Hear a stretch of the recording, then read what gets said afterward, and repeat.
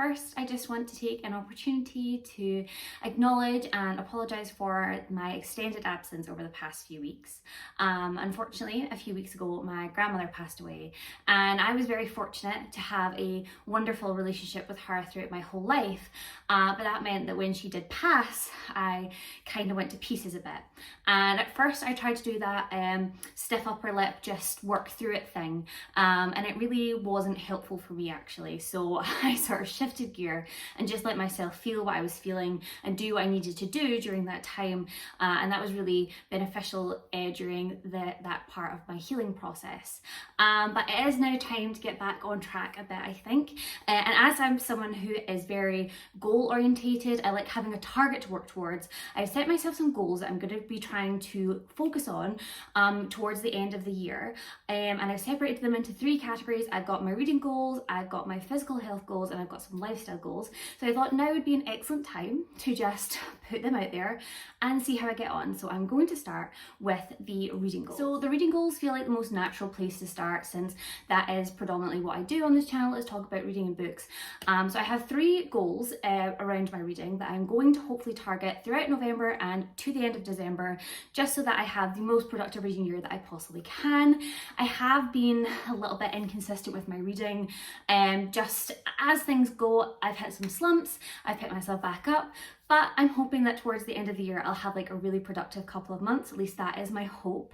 So my first goal reading wise is to just read as much as I possibly can between the 1st of November and the 31st of December. I've set my official reading goal for the year at 120 books, and I'm at this point, I think I'm like 8 or 9 books away from hitting that target. So I'm not planning on extending that any further, because I think that that will put an awful lot of pressure on me. But I think setting a really broad goal of just reading as much as I possibly can in those 2 months will mean that no matter what my final number for the year is, I've met that goal. So keeping things nice and broad. And my second goal is something that I have been trying to do and not been doing all that successfully, but that is to try and prioritise some of the older books on my TBR. I have got plans to do this a little bit in November and a little bit in December. So even if I read maybe like 2 or 3 older books from my TBR in the next couple of months, I'm going to count that as a win, because they're older my TBR for a reason, and I'm hopefully just going to get to some of them and not worry if I don't get to too many of them. And my final reading goal is to be more consistent in my physical reading. Sometimes I feel like I lose confidence in myself as a reader, and I worry that if I physically read a book, I'm not going to be able to finish it.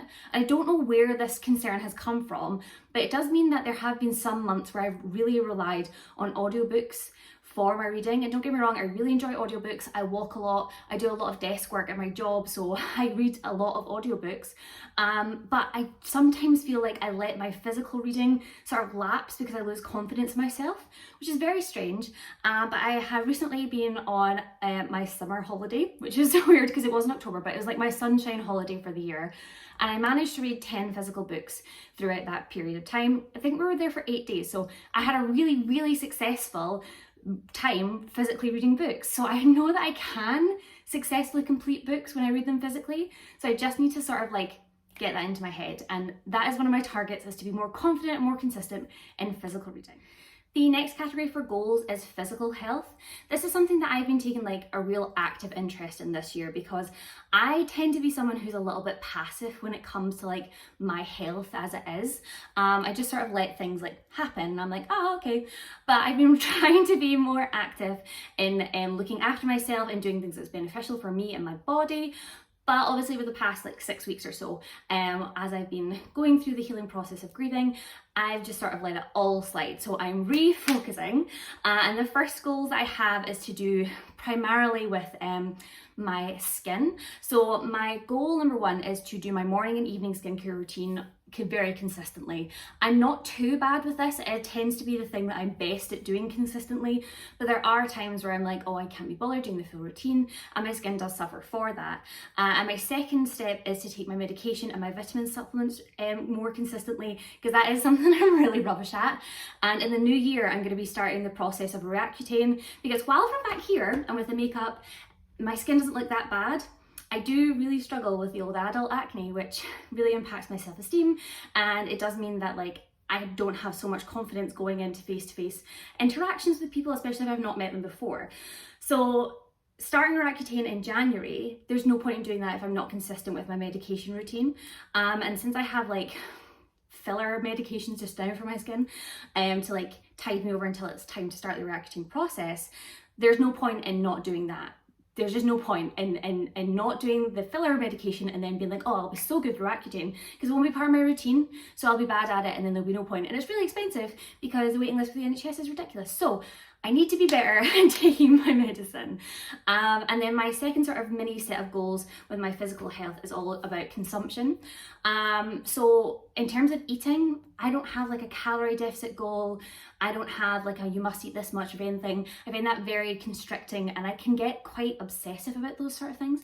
So in terms of food, I'm just hoping to eat well.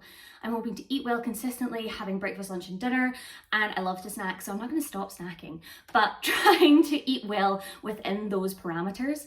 And I need to drink more water. That is just like the bottom line. I am constantly dehydrated. I need to have at least 2 liters of water a day. And a big tip that I've had in terms of trying to drink more water is just be present with the water bottle. Like if I'm walking to work, hold the water bottle in my hand and then I'll like, oh, my water bottle's here. When I'm at work, have it on my desk, like right in front of me.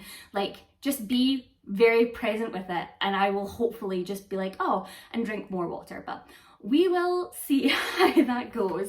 And my final little mini goal within my physical health is like my active health. So I'm someone who's really active. I do a ballet class, I'm on an all-star cheerleading team, I walk everywhere because it's free.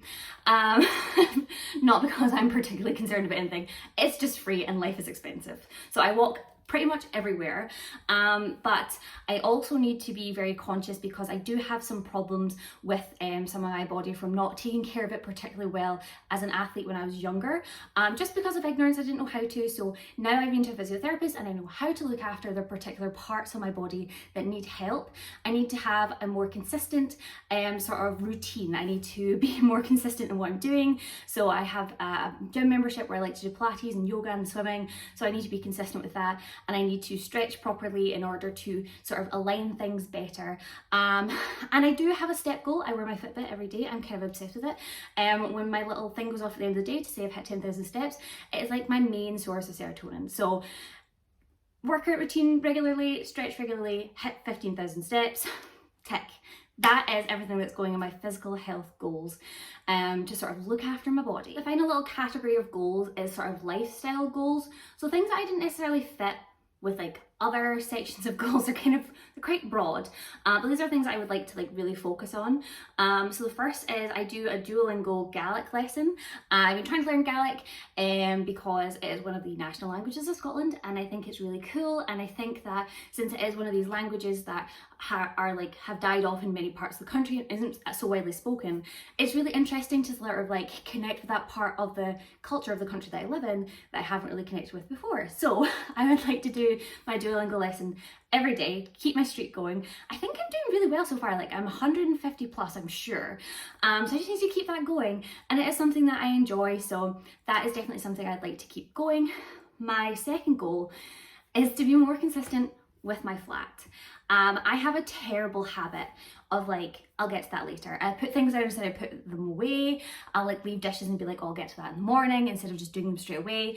So I would really like to be more consistent with like the maintenance of my flat, so that I don't have to do like one like mad dash super deep clean like every single week. I can just be more consistent with the little things so that the deep clean isn't like supersonic deep. It's just like making sure everything's well taken care of. So that's something I definitely need to be better at because I am an adult and I do live here, so I need to take care of things better.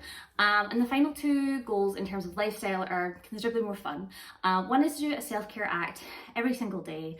I did experience quite a big loss. It has really impacted me, and I am someone who struggles to be nice to themselves. I'm sure this is something that a lot of people can relate to, but it's just something that doesn't really cross my mind. So trying to do one thing every day to actively be nice to myself is something that I'm going to try and really focus on, just so that like I'm getting that little bit of love every single day, no matter where. So my partner works away from home. Like if I haven't been able to see my friends, there's something that's bringing me a little bit of joy.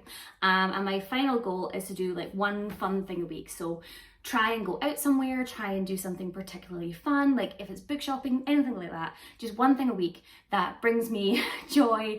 That is going to be something that I'm going to be focusing on. So those are my current goals. My plan at this moment is to sort of check in and see how those goals are doing, maybe once a week. I'll see how that works out in the reality. It might be that I don't check in again until the beginning of December, and then I'll check in again about the whole goal setting experience at the beginning of January to see how it went. I would ideally like to do more regular updates with sort of like this lifestyle-y stuff, but we'll just see how things are going because we are coming up to a busy period of the year and my job is quite busy at this moment, so we will just have to wait and see. But those are my goals. I'm hoping that I will be more driven and capable of working towards them and that they will bring me happiness and joy. So that is where I am currently at, and I will see you soon.